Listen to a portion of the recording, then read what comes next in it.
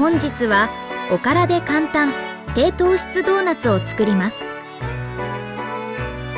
今回使った材料はおからパウダー 20g、 米粉 10g、 ラカンカ 5g から 10g、 ベーキングパウダー 3g、 卵1個。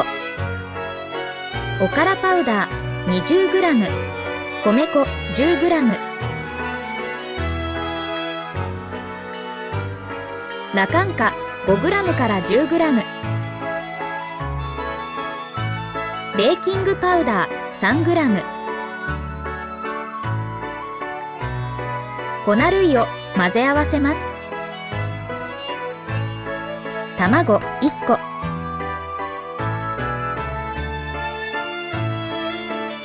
すべての材料を混ぜ合わせます。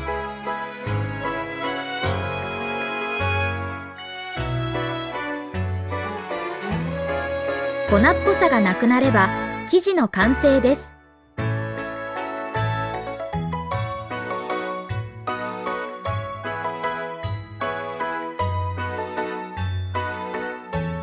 まずはコロコロ丸めます。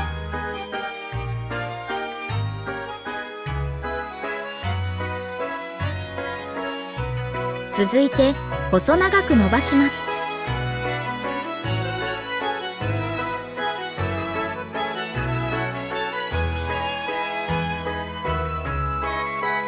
くるっと端をくっつけたら完成です。ドーナツはお好みの形で OK です。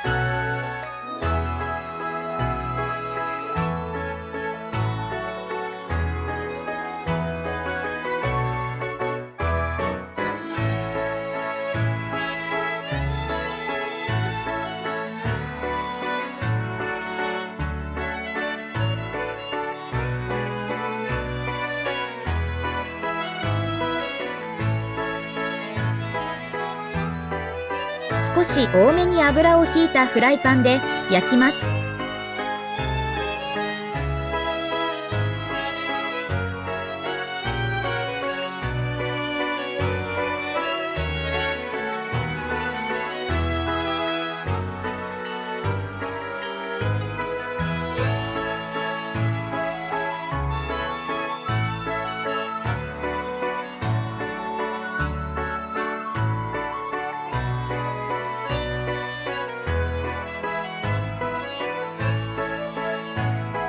両面焼けたら完成です。